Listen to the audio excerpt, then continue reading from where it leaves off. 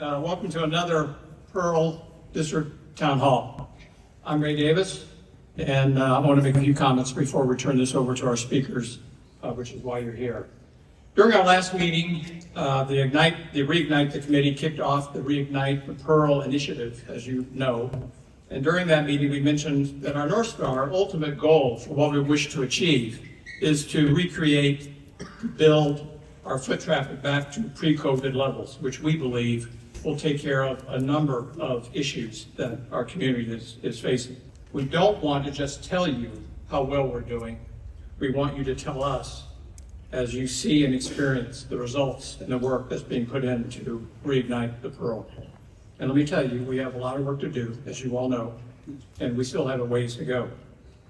However, we have started. Since our last meeting, we've opened 2 events, Yoga in the Pearl on Saturday. I think there are over 150 or 125 people, which is amazing.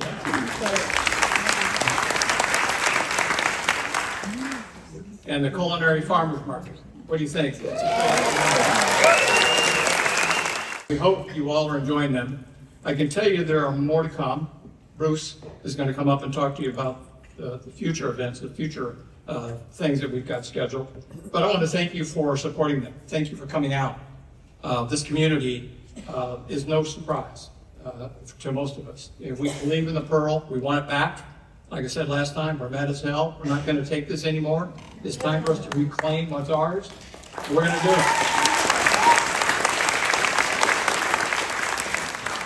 Your Reignite the team is also working on other areas that you should soon see on our streets, including Welcome to the Pearl District banners that will go up on all the light posts. We've got 100 of those that are just waiting. We have them, we're just waiting to put them up. And our own Pearl Patrol. The Pearl Patrol is going to be made up of volunteers that are going to be easily identified, walking through the streets with the Pearl, reporting issues to the proper authorities to help out small businesses, check in with them, see how they're doing, and those things that we can do to assist them. So that should be something that you should look forward to. I think that's going to be a significant enhancement to what we're doing right now. These people, we will be in coordination with what the police do, obviously. We will be coordinating with them on a regular basis as well. We also are working with the new leadership of the parks. This might interest many of you, to address the condition and improper use of some of our parks so that they are all safe and enjoyable for us and visitors. Our laser sharp focus, I have to tell you right now, is on Jameson Square. In many ways, Jameson Square is really sort of a focal point of the Pearl, other than PCS. But it has always been the place to go, the park that was started, and it has been run down. So we are working, and we have great communications with the park people, and it's encouraging that we're going to get some results to make that well. So be patient with us, hang on. We're working on that one as fast as we can. Now, once we see visible results in these areas, then and only then can we get serious in building a small business strategy to help us recruit retail, small business back to the Pearl, so we don't see all these vacancies throughout the Pearl. It's a lofty goal, but if you don't start, it's not going to happen. So we're going to start. But we want to see progress first, that we can all see, that we all believe is happening, and we'll take it from there. However, our biggest challenge is the most visible to all of us, of course, right now. And of course, what I'm talking about is the drug crisis and the garbage we experience on the street. Improving this is clearly critical to reigniting the Pearl. Recently, Bruce Studer, your Pearl District president, and I met with Multnomah District District Attorney Nathan Vasquez to discuss how the impact, especially of recent budget cuts, will impact our community. Nathan was quick to volunteer, and I mean quick to volunteer, to come and talk with you, talk with us, to tell us, what some of the things that he's doing, the results that they've created, and also to maybe tell us a little bit about specifically how things are working out for the DA's office here in the Pearl District. I want you to know the work that is being done to reignite the Pearl costs money. And so far, we've had major donors help us get off the ground, but we also need your help. Later in this meeting, I think Bruce is going to show you how you can help support and make your community better. This is a community that gives a damn. We need to keep this train on the track and keep it rolling as fast as it is. And believe me, we will, but we need your help. So now I want to introduce the man who has shouldered an incredible amount of work in Reigniting the Pearl. And I'm not kidding. This guy, his work ethic is huge. I'm not exaggerating. This guy is doing it all. And the amount of personal time he has sacrificed to help us is significant. And a special thanks also to his wife, Molly, for all her support and understanding. Yes.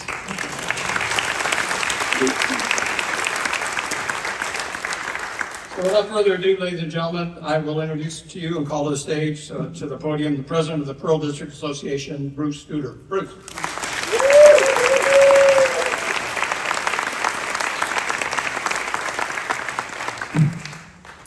You know, I don't know if you guys noticed, but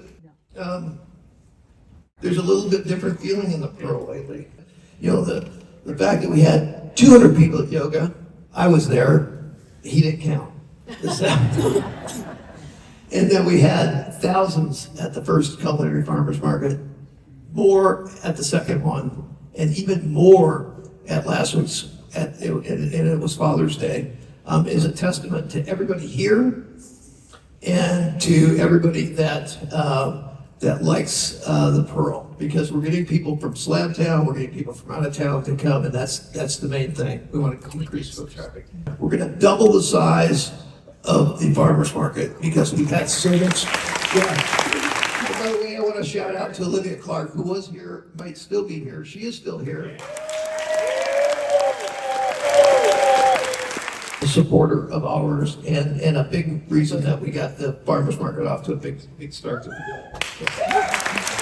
The next Yoga in the Pearl is Saturday. I know it looks like rain, but it's not rain or shine, it's weather dependent, but if it doesn't rain, we're gonna do that. And I think by the end of summer, we're gonna try to fill Fields Park. We got it almost half full the first time.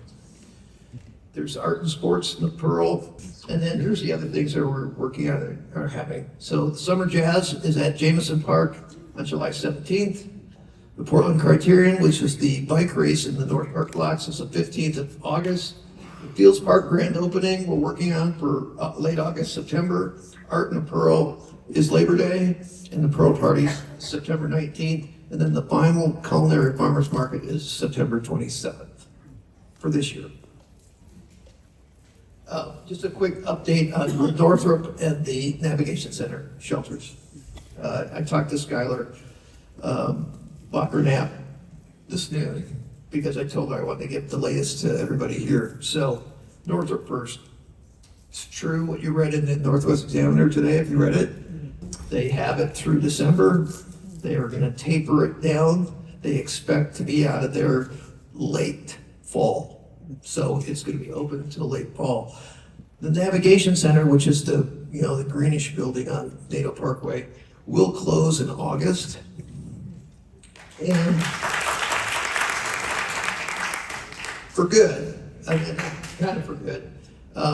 This city owns the property. The funding was taken away in the budget process. If anything happens on a shelter standpoint, it would be this winter, and it would be an emergency winter nighttime shelter. But it would not be extended. It'd be kind of like what they did on 14th 2 winters ago. So that's the Navigation Center. So that's the latest on that. First speaker tonight is a Portland original, a product of the city. He's dedicated his life in protecting. Tonight, he's here to talk honestly with us about what's happening in the Pearl, what's changed, and what the path forward looks like. So please welcome Police Chief Bob Day.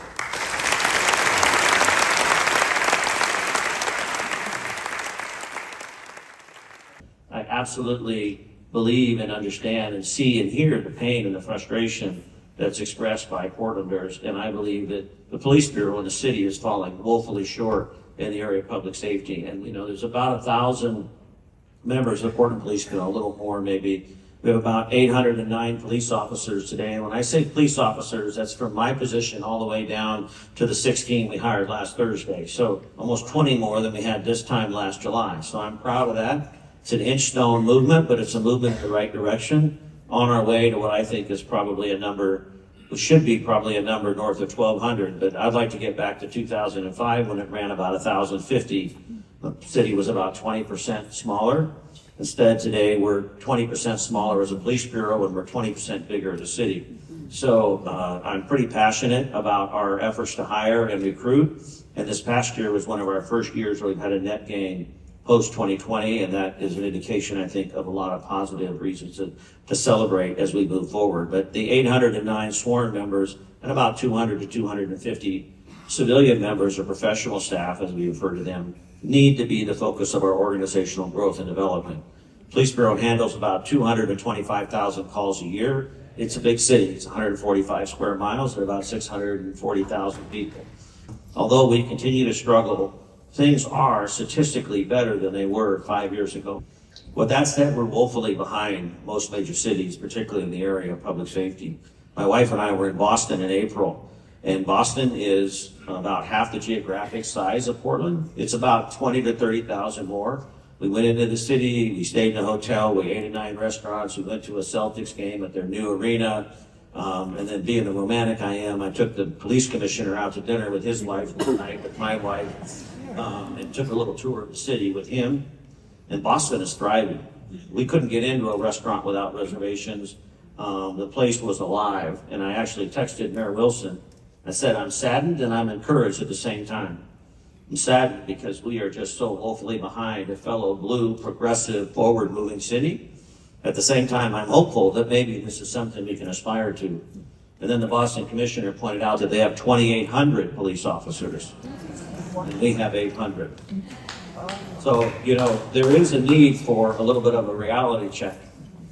I have a good relationship with the chief of police in Milwaukee, Wisconsin, which is almost identical in size to the city of Portland. They have 1,700 police officers. So we need to have a conversation not only around public safety, but around policing and public safety. And one of the areas where Portland's demonstrated a high level of compassion and innovation is around a multitude of services that support the public safety sector. We talk about CHAT, we talk about Portland Street Response. CHAT is a fire component. We talk about the PS3s, our unarmed alternative response model. All of these are tremendous, but we've lost the conversation around the role of policing in a democratic community. And so you will hear a lot from me going forward as we continue to emphasize the role of policing. The numbers in the Pearl suck. Like, you guys are getting hammered right now from a crime standpoint, and I apologize for that. Not that I am responsible for it, but I feel a sense of responsibility. Crime's up about 53% here compared to the rest of the city. So you're trending in the wrong direction for a variety of things. You're trending that way in the area of car break-ins. You're trending that way in the area of simple assaults. You're trending that way in the area of vandalism. So those numbers are up. What we can and cannot do is limited by, you know, the size and scope of what we have available, the resources, which is time, money, and people. Last week, the city council, you know, passed a budget that cut the police bureau by 6.5%, almost $22 million. That's significant. Since 2005, previous city councils have eliminated officer positions to the tune of almost 160 since 2005, when we were at 135 to 150 officers. This year, when I was told by the mayor that we were going to have to make adjustments, and I understand why, we had a significant city budget deficit, I get that, and I gave it my proposal. My proposal did not have the reduction of officer positions in it. I'm the first chief in 20 years to say no more. We're not going to cut cop positions. We're going to continue to hire. We're going to continue to build our police department. The only way out of this in the long stretch is to build up the number of police officers. You know, I believe in a crisis, you have a certain dose of realism and a certain dose of optimism. Too much realism paralyzes, too much optimism blinds. Our next speaker has spent 25 years in the Multnomah County District Attorney's Office. Nathan Vasquez earned his law degree from Lewis and Clark College. In May of 2024, he He was elected Multnomah County District Attorney, earning broad support from Portland's public safety unions and business community. Please welcome District Attorney Nathan Vasquez.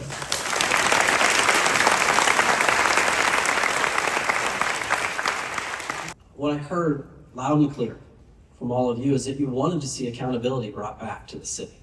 You wanted to see this idea that we can be compassionate, but we need to hold people accountable. And so that has been my philosophy from day one.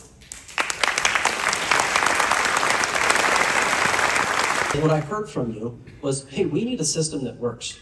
We need to have a public safety system that works together. And day one, when I came in, I'll be very blunt, it was broken. The relationship between police and prosecutors was on the rocks. And I say that was in large part due to my predecessor. The police were doing everything they could, so I felt it was incumbent upon me to go out and change that dynamic. I want to be specific though about the Pearl District because that's why we're here, to talk about your neighborhood. One of the things that we talked a lot about was there was a problem with burglaries. I got in and I said, you know what we need to do is we need to have a task force and just go right at it. We've been after the folks that have been hitting a lot of the apartment buildings and different buildings, the condos, hitting them hard, and we've hit them hard back. The McGinnis case comes to mind.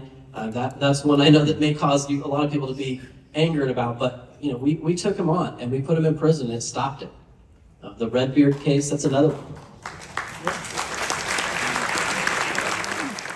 One of the projects I'm very excited about is that, right now I'm working with law enforcement agencies across the county to bring rapid DNA to Oregon. So that's something we don't have.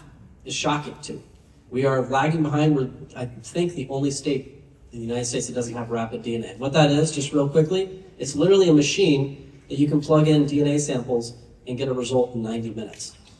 And so, this year I was able to gather up private donors to put together the funding, and we've secured all the funding necessary. We're working with the crime lab, and we're going to have this year purchase a machine to bring that to Oregon this year. The budget was difficult in Multnomah County, and I don't agree with how they spent the money. I'll be very clear. The chair and I do not see eye to eye. And what I saw was a continuation of a lot of money going to programs that, quite frankly, have not benefited the community the way that we would like them to. There was an additional $60 million out of our general fund put into the Department of Homeless Services. $60 million. That's on top of the already massive fund that is by the tax that you all are paying for the supportive housing services tax. So an additional $60 million. Well, where did that money come from? It came from core services.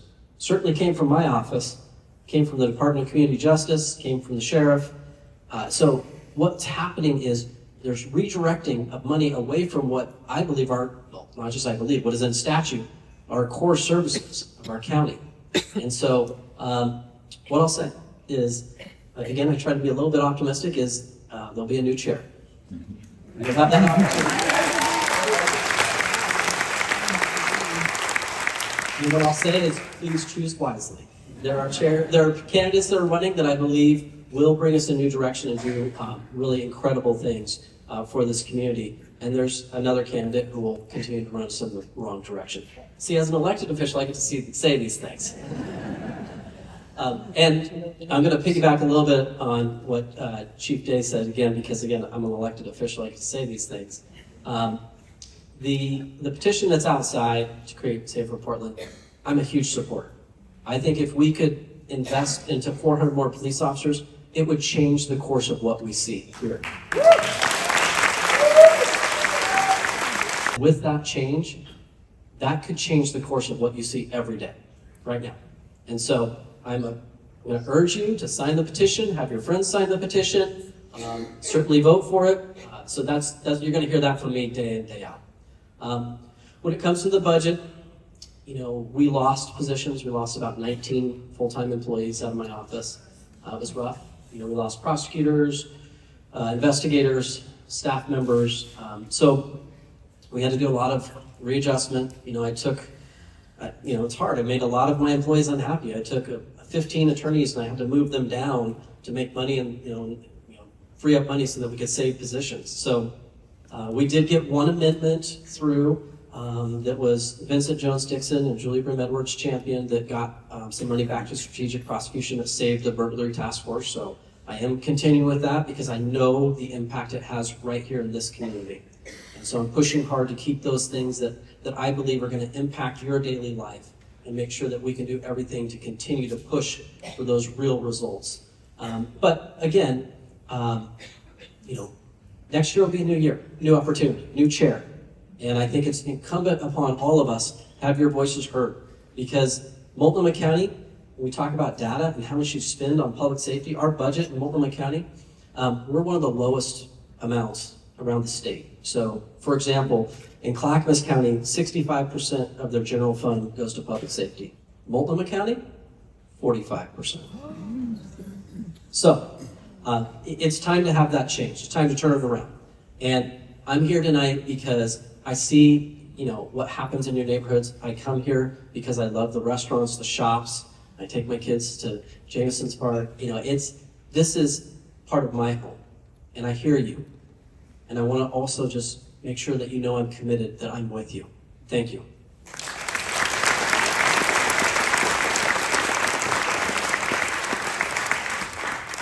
Okay, great. So according to the slides, it's question time. So if you have questions, write them on your piece of paper and pass them down. We've got people on both sides. We have a couple of questions here to start off with. Others in the city government have stated that how the Pearl goes, so does the overall city. And right now the Pearl is suffering.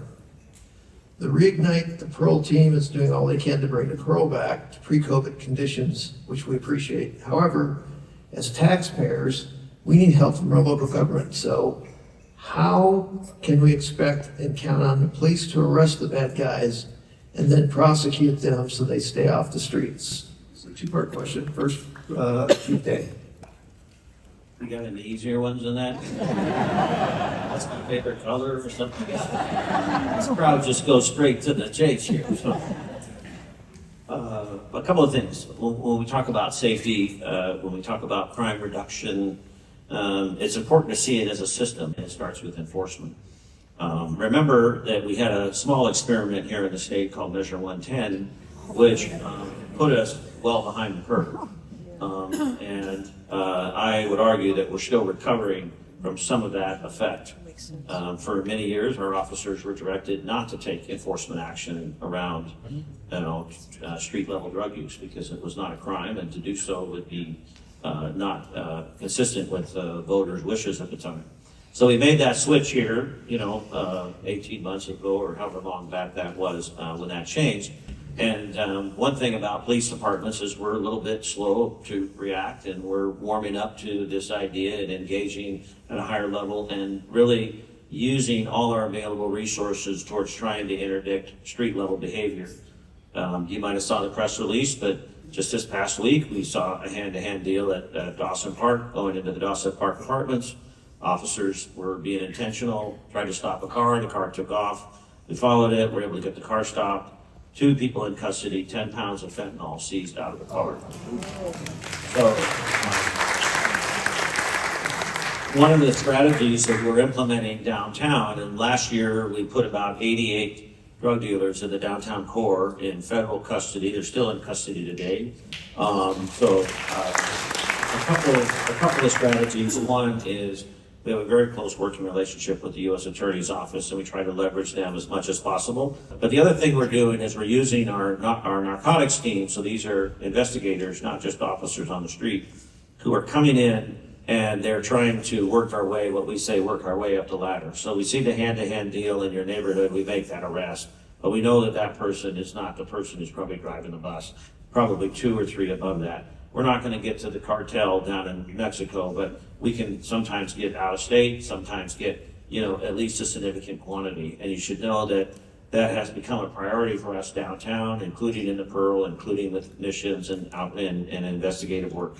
Here's the downside. It's, I've been, as I said, a Portland police officer since 1990. I rode this district on horses in the 90s before we developed all this. I've been, a cop down in Old Town for years.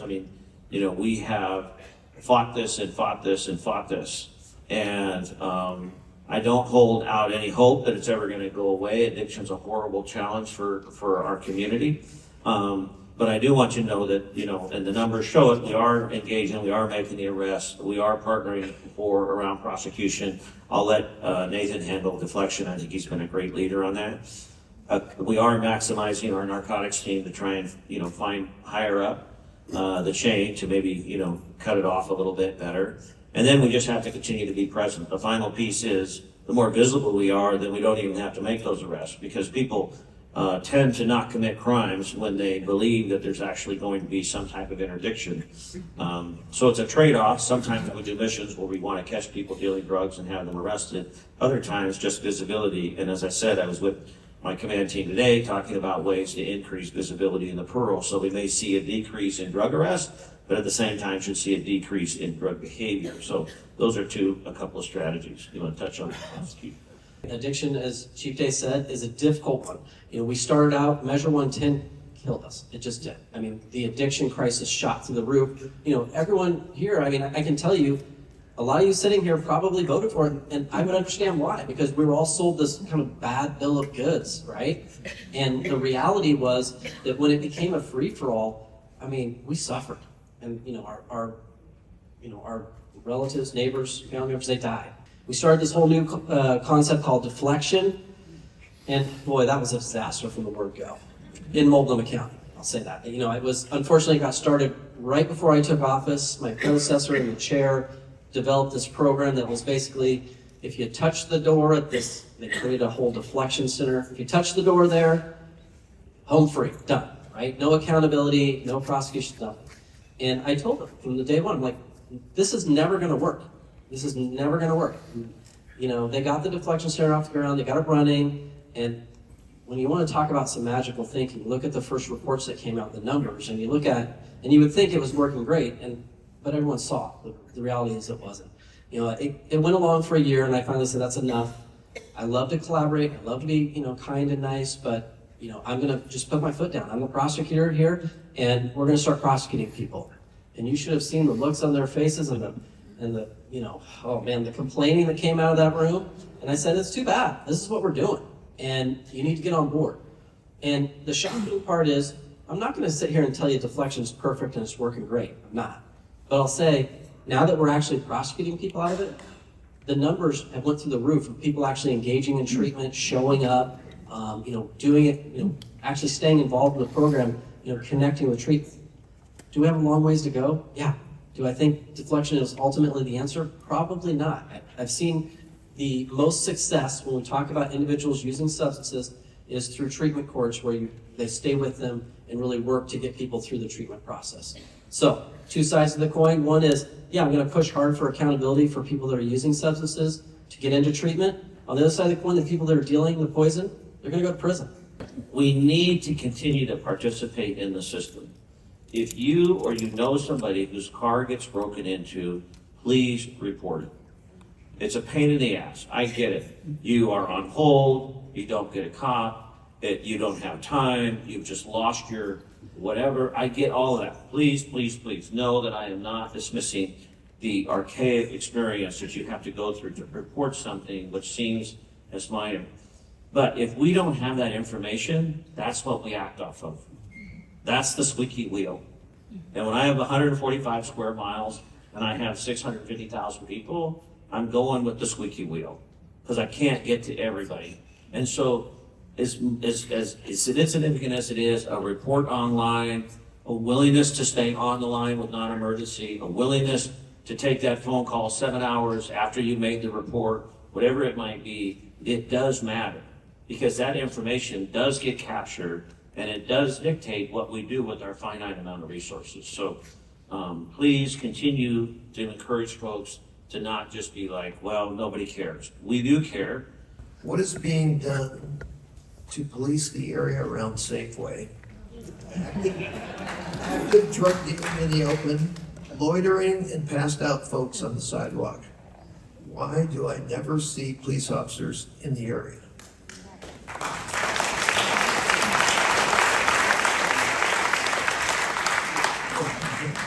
I think it's absolutely unacceptable that you have to raise your funds and have a program that provides safety and security in your neighborhood. I think that's absolutely for the level of taxes that are paid in this city, a basic common belief should be around safety. And once again, that's the conversation to have. And as I mentioned about the system piece, the other thing I would encourage, and I have plenty of thoughts about our new form of government, and what I would tell you is that you have 3 people in this district who should be responsive to those concerns. And I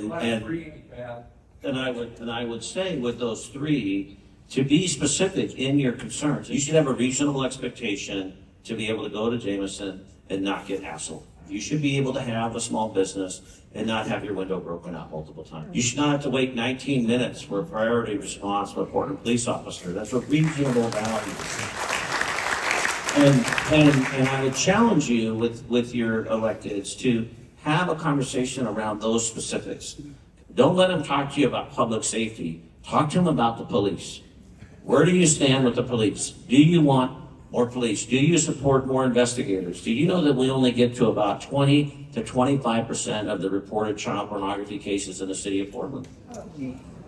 Because we don't have enough investigators. You know, when the chief is talking, he's talking about this, city of Portland budget. When I'm talking, it's the Multnomah County budget. And it is about priorities. Again, yes, there was budget shortfalls this year, but it's not a lack of resources or money. It's about where you're putting it and the systems that it's going to. And, I'll tell you that for my office, we had a neighborhood deputy for, the downtown area that would go into the Pearl District and would address, these very problems about the Safeways really out of control these days. And then we would go, grab a neighborhood officers, we'd go down there together and look at that and deal with that. All that stuff was cut from my budget because it's about priorities. My office alone, we're at now closer to 85, 90 DAs. We used to be 95, and the studies clearly show that we should be more in the 115 range, right? We're wildly underfunded. Everyone hears about the defense crisis, and they're like, oh, there's not enough defense attorneys. Well, I asked the question, well, how many defense attorneys are there? There's like 145 in Multnomah County. That's just the publicly paid for ones, not the private ones. So we are wildly underfunded as an agency. And it is, I know for my deputies out there, when they see these budget cuts, they're like, are you going to ask us to do more with less? And I'm like, I got to tell them, there's going to be some of that, and then there's going to be just a loss of service. So when you talk about the challenges, I want to have a deputy that's out in the Pearl District, that's out, working in Old Town and coming up here and saying, oh, the Safeway's out of control in 10th and Jefferson. Now it's the other one that's down in the Pearl that's out of control. We've had that in the past. We don't have it now. It is not about resources. It's about where we're putting that money. And Multnomah County, as much attention as Portland, the city of Portland gets, Multnomah County is a huge player in what happens in your lives. And I just think they're off track. Who are DA Vasquez and Police Chief Day endorsing for county chair and city council? Man, this is one the chief gets to dodge. I don't think he can endorse anyone. I've put out some endorsements. I'm still reviewing and meeting with some candidates. I can tell you that I've endorsed Eli. I've endorsed Olivia Clark. And I've endorsed Eric Zimmerman. So those are the ones that I'm endorsing, at least for your district. In the county race, let's see, we've got your county commissioner chair, or county commissioner is not up it's Megan Moyer, she's not up for this session, or this coming election. For the county chair, I've endorsed Julia Brim Edwards. I've also had a lot of great conversations with Sharon Myron, and we're going to be meeting tomorrow. We'll be talking. And I'll say that when I spoke earlier about, hey, right now you have 3 choices and 2 of them are great, it's Julia and Sharon. They are great. Your other one is not going to help public safety. I'll be very plain about that. Shan Singleton, under the idea of what is core service and police and district attorneys and the sheriff's office, she would take almost every possible dollar out of my budget that she could. That's just my belief. So choose wisely. That's coming up. And you know, that I would say the two most important things coming in November are clear. I know it seems like a little ways away, but it's important. For me, it is a ballot initiative about do we want more police officers? I'm a firm supporter of that. You've heard that. And do we want a county chair who's going to support public safety? Then, of course, when it comes to your district, you have an opportunity with these with your city councilors, and the ones that are before you, we have seen very clearly right now in your city council of what I'm going to call is a wild dysfunction. Maybe other people have different views on it, but I just see that with the 6 people that are kind of on the Democratic Socialist side of things. I've not seen them serve the interest of public safety at all. You set a goal last year to hire 84 officers, 21 a quarter. We hit that goal this year, I'm proud to say. I released a plan just a little over a year and a half ago to get to 1,035. We can do that. We can do that in short order. We can get those officers through training, and we can start to see a difference. What I saw was there was a clear opportunity in this last budget cycle to support police and to bring back a lot of the cuts. And it ended up being a 6-6 vote, which under the rules means that the amendment failed and they didn't get the funding. But I'll tell you that 2 of your 3 people here in your district voted for it and 1 voted against it. And that one, Mitch Green, could have changed his vote and that would have caused it to pass. So I just want to be very clear, the dividing line. And that is, when you look at it, you know, I get to speak a little freer from my being elected, is that when you're talking about do you value public safety or not, that to me is a very clear dividing line you can look at and make your decisions based upon. I often say when I go to City Hall, 2 things always strike me. One is, what an amazing country that we can take people who have very little knowledge or experience and and then usually when I leave City Hall, I think, what in the world are we thinking? Take people with very little knowledge. There's one theme we haven't really touched on that is pretty prevalent in a number of these questions, and that is mental health on the street. And it's really a matter of, you know, what can we do about it? Because in the Pearl, we see the people that we see that are homeless are a vast proportion of drug users, addicted people, or people with mental health issues. And what can we do? Because the mental health issues, I mean, I actually had an encounter with one today. They are somewhat frightening because you don't know what's going to happen. And it's not the people that have lost their last paycheck. And so what do we do? I mean, it seems like we're not doing anything for those people. And what can we do? I mean, is it a reallocation of resources? Is it a different theme of policing and protecting? What is it? I'm happy to kind of jump on that one for a little bit here. So what we're seeing in part is really, this is a long-term problem that's come to roost. Many years ago, during the Reagan administration, they decentralized mental health, right? And so they went from a state kind of centralized, and they said, we're going to push this down to the county. Well, then no resources followed. And so we've had this system that's been broken in Oregon in particular, and our state hospital system is not functioning at all. I mean, there's been a court ruling. I had a press conference just about a week ago calling for the governor to do more, and it needs to happen on the state level and on the county level.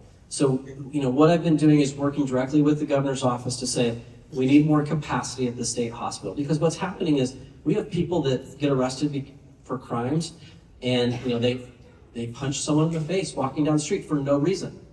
And so we take them in, police do their job, they arrest them, and then when the evaluation comes back, it says, you know what this person needs? This person needs a hospital level of care. Well, the federal government, you know what the federal government has done with the federal court system has come in and said, there's not enough hospital availability, so the answer is dismiss that case and send them back out to the street. So we go from hospital level of care to a dismissal and send them out on the street. And so the system is broken. And I've been, trying to get into the governor's ear constantly. That's why we did a press conference with the other two Metro DAs to say, we need change. At the same time, we're also working with the governor's office to obtain funding for our local jail system, because we have people in there that are, that are mentally ill. And we need to actually do something to help them while they're there. We need a better state system. We need better direction of county dollars to our local systems, because we are not meeting the challenge. You have 171 firefighters on duty every day, 24 hours a day in the city of Portland. Right now, the busiest time of the day for most police calls for service, and I'm going to guess we're less than 60 officers citywide right now. As I said earlier, the police bureau shrunk by 20% and closed 2 precincts. Fire's grown by over 100 and opened 3 new fire stations. I love fire. I love what they're doing. It's a conversation we need to have. But the point about the mental health is that I think we underutilize our civil commitment process. I think we need to continue to push on that as a resource.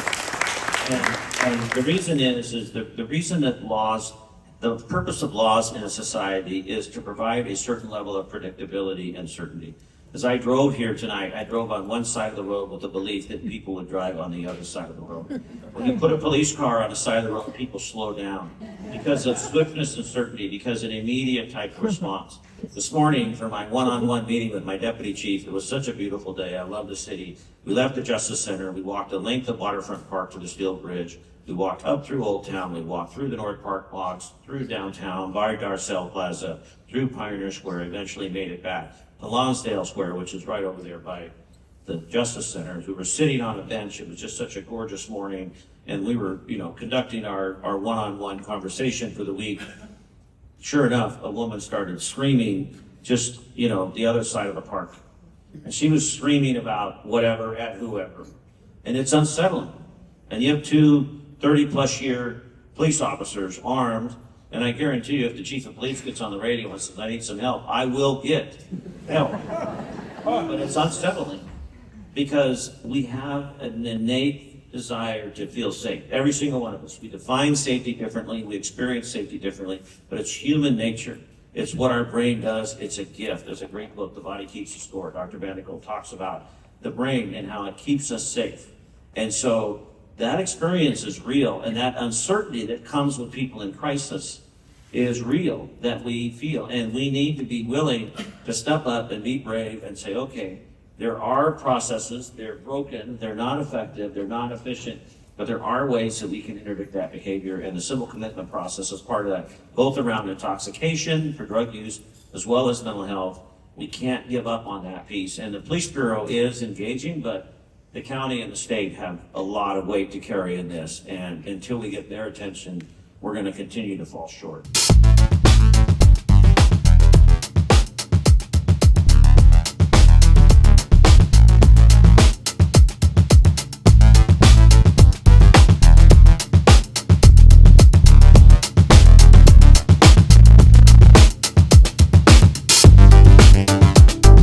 It was a busy 4th of July weekend for the Portland Police Bureau, with officers handling dozens of calls, including shootings, an attempted street takeover, and multiple downtown events. All this comes as the Bureau is facing a staffing shortage. Fox 12's Michaela Armstrong joins us now in studio with more on what Chief Bob Day has to say about the response this holiday weekend. Pete, though PPB was able to respond to many calls, Chief Bob Day says this weekend was costly and showed a significant staffing problem and the need for more officers citywide. More than 100 calls for service were received by PPB over the holiday weekend, with no crews available to respond. According to Chief Bob Day, low staffing levels have increased response times and resulted in steep amounts of overtime. We continue to be a very understaffed, under-resourced police department. We estimate probably about $100,000 in overtime expenditures this weekend alone. We have what we call a minimum staffing number, which on an afternoon shift in the city of Portland, rough estimates probably puts us around 50, 60 cops, but that number is oftentimes not met. In a press conference Monday, Day said the Bureau is down 200 to 250 officers from 20 years ago. And according to a recent city report, the Portland Police Bureau doesn't have enough staff to adequately respond to calls and investigate crimes. Day says that was shown during this busy holiday weekend. in my belief, we did not have enough. And if we don't have enough, what do I base that upon? I base that upon the number of calls that we're holding, the number of people that had to be disappointed that we weren't able to meet their expectations, the extra hours that our officers had to work, and those that sacrificed their days off and their time with their families. Meanwhile, the city's recently approved budget includes $21 million in cuts to the police bureau. Those cuts target support staff and services, not officer positions. But Chief Day has warned those cuts could continue to lead to increased response times.